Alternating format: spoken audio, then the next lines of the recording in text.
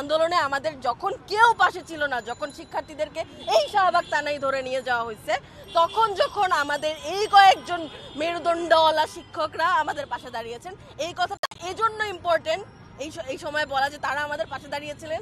এজন্য তারা যখন অনিরাপত্তার মধ্যে পড়েন, তারা যখন আক্রান্ত হন, তাহলে সেই রিস্কটা আসলে আমাদের সবার।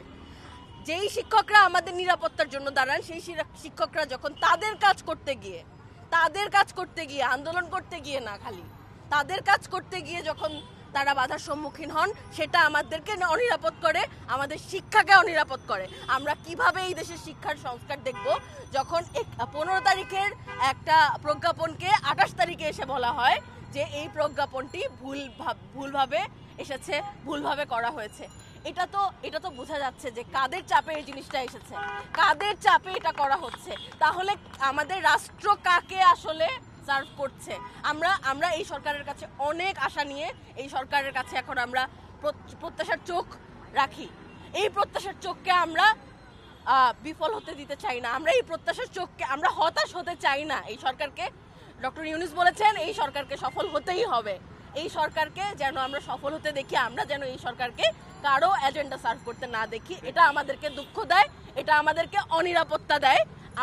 আমরা শঙ্কায় আছি, আমরা এই শঙ্কা জানাতে এখানে উপস্থিত হয়েছি। আমাদের শিক্ষকের সাথে আমাদের দেশের শিক্ষার্থীদের এবং আমাদের জনগণের নিরাপত্তা হুমকির মুখে পড়ে যখন আমাদের শিক্ষককে আক্রান্ত করা হয়। এটি আমাদেরকে বুঝতে হবে যে কেন আমরা এসেছি। আমরা শঙ্কিত, আমরা কনসার্ন, আমরা সেই জায়গাটা থেকে এসেছি। এই যে পাঠ্যপুস্তক সংশোধন কমিটি, সেখান থেকে বাদ দেয়া হলো। ডক্টর সামিনা লুৎফা আমাদের শিক্ষক, আমরা সরাসরি ওনার ক্লাস করেছি। আমরা জানি ডক্টর সামিনা লুৎফার যে মতাদর্শ, সে মতাদর্শ তিনি কখনো কোনো শিক্ষার্থীর ওপর চাপিয়ে দেন না।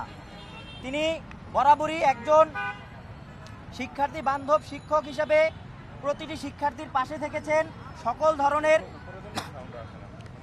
ধরনের অন্যায়ের প্রতিবাদ করেছেন।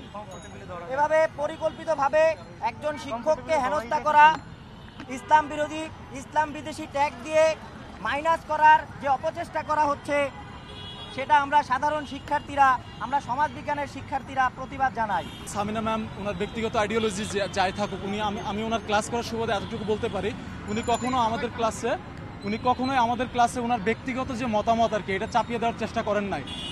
উনি একজন সমাজবিজ্ঞান হিসেবে সবসময় অবজেক্টিভ থাকতেন আর কি। এখন আমার প্রশ্ন এইটাই যে কমিটি হয়েছে যোগ্যতার ভিত্তিতে, তাহলে এই কমিটি কেন চেঞ্জ করা হলো পরবর্তীতে?